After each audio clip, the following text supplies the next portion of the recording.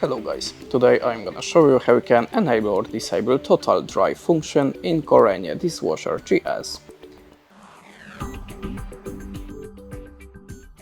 So this program is for a dishwashing door opens automatically for the drying.